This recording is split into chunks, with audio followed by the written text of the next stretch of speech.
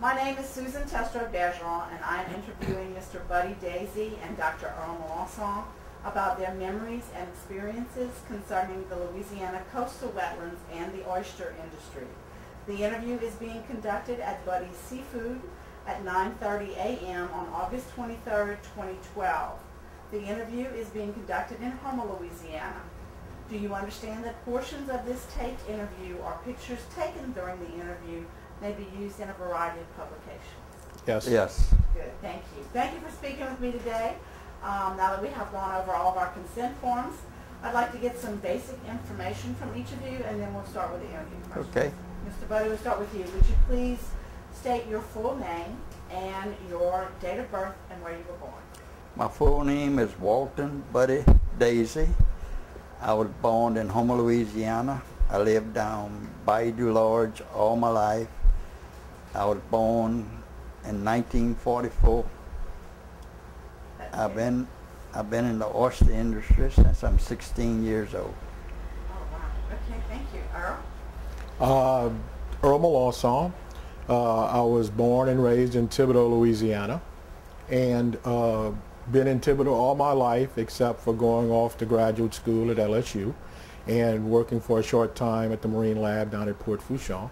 I'm 61 years old, born in 1951, and proud father of 3 children, 2 grandchildren, and a beautiful wife.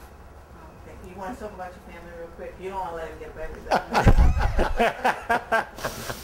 that. Yeah, I had 4 kids. One of my sons passed away, and I have 7 grandkids today, and 1 great-great-grandkid. Oh, congratulations. Sounds like lovely families for both of you.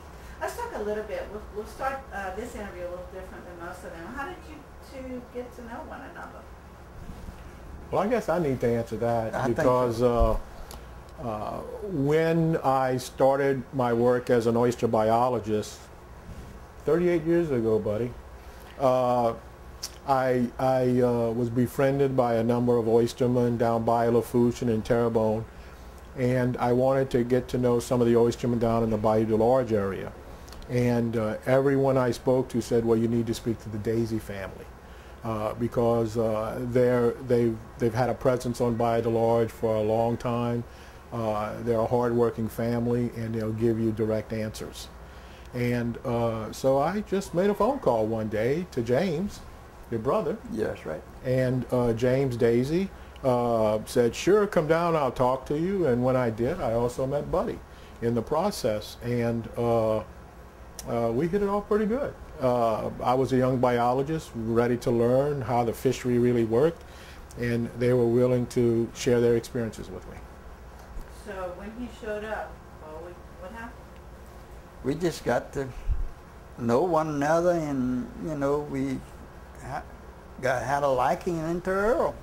We'd seen that he was straight up and down fella, young, and he wanted to learn the industry.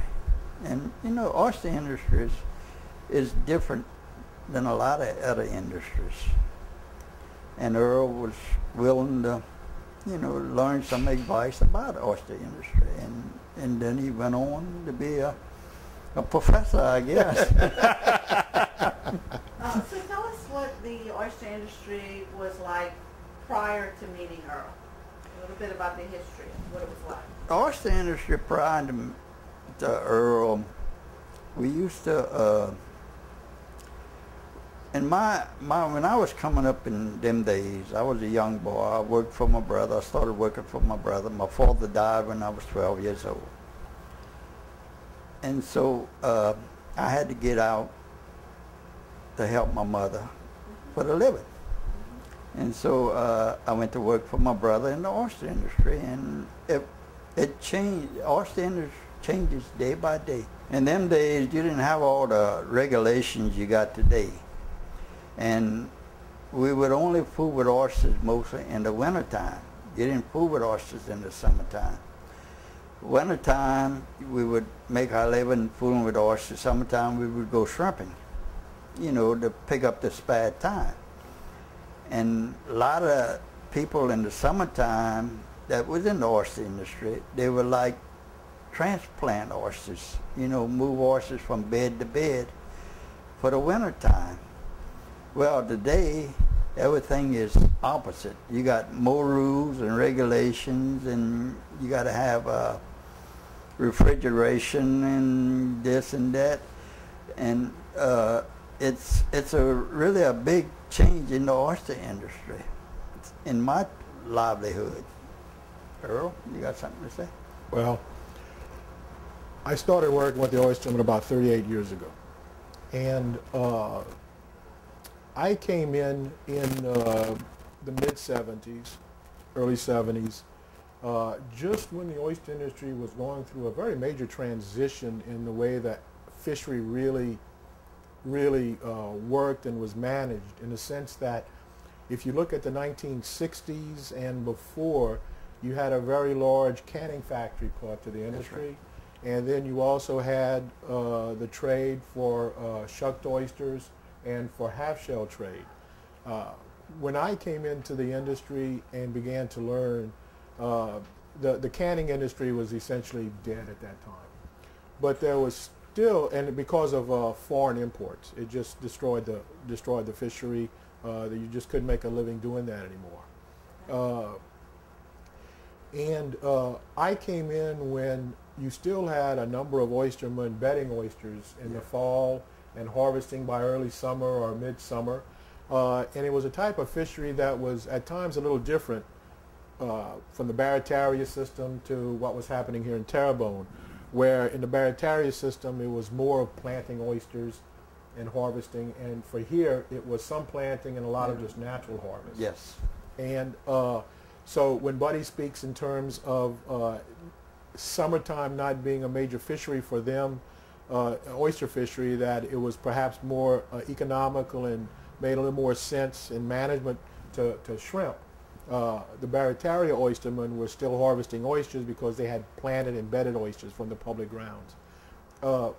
I saw that begin to dwindle as the 70s and the 80s came in, again because of regulations, state and federal regulations, also because we had some environmental issues at times on the public grounds where you didn't have the oyster seed commodity that could be moved from public grounds to the private beds for bedding purposes. And we had a change in the consumer.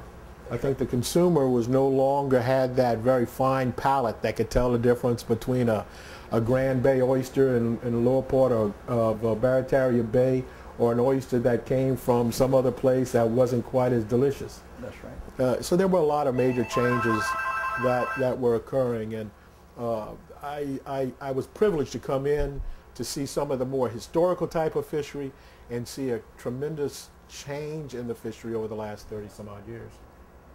So, let me ask you this. Tell us about like a typical day or a typical week, whatever is comfortable for you, if you're an oysterman when you first started, when you were a young man. A typical day. Yeah. What would y'all do? Well, our days would start at 4 or 5 o'clock in the morning. We would take our boats and go out to our leases and start to work by 7 o'clock.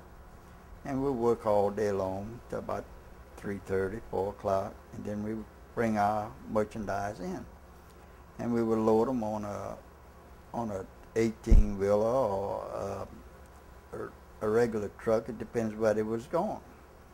Because we used to ship oysters, a lot of oysters, to Apalachicola, Florida in them days. And they would come down in 18-wheelers and pick them up. And our day sometimes wouldn't get through before 12 o'clock at night. And we'd back up again at 4 o'clock, going back out for that next day.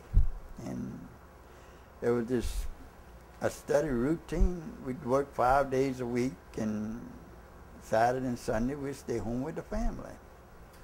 So for people not from Louisiana, who've never been out to get an oyster, what does it take to get the oyster from the wetlands to their plate? What it takes? Well, it takes a lot of time, a lot of experiments.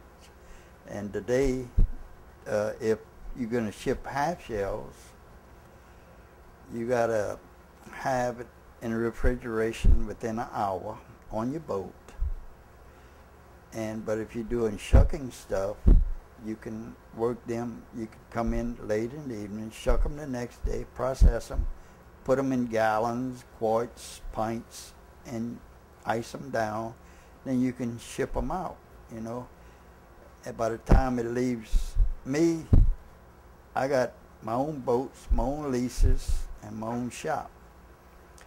I try to make everything fresh. The day it's caught, tomorrow it's shucked. The next day it'll be on its route to restaurants and different, you know, different associations. So How many boats you got? I have 2 boats. I used to have 5, but I got rid of them. It's too much of headaches. So you own your own boat? I own my own boats. How many people work here? Over here at my plant, I got 12, about 17 of them here, and I got 6 of them on the boats. Wow. So who buys your oysters right now? Who's buying oysters? Who's buying my oysters? Yeah. I got different dealers. I got I got 2 local fellas. I got a fella out of Lafayette, and I got a fella in Virginia that buys my oysters too.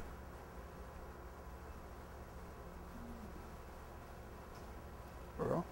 Well, I just look at this when he speaks about his typical day on an oyster boat. I remember my late 20s, early 30s. I wanted to experience truly what it would be an oysterman, not just go out on the boats and learn from you as it is. I remember going out on Nelson Dewey's boat, Shaw. Went to Shaw's house one day and I said, Shaw, I want to go on your boat for 3 or 4 days and just work as a worker. And he said, you sure you want to do this? And I said, yes, sir. So I went out, and I was physically fit in those days. I went out, and I can remember working all day long, shucking them oysters and moving those sacks to the back. And then when it was time to go in, I laid down on that front deck that first day, and it said, it's over. And then when we got close to the dock, they hollered, get up, Earl. You got to take those 120-pound sacks now and put them in the truck.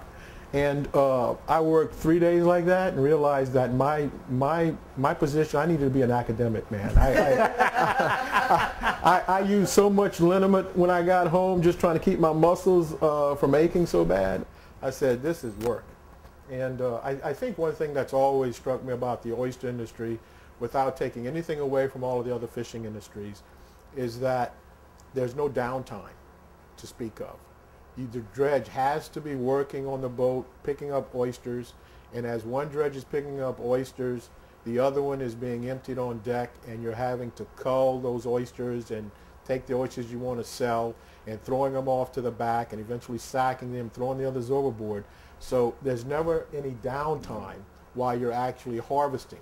So it's the only downtime is when you take a lunch break, a meal break, and the time between the lease and the dock to unload. And then you still got to scrub your boat down after, and you still got everything else to do. So they're very long days. Okay, I've never been oyster fishing. Never had that privilege.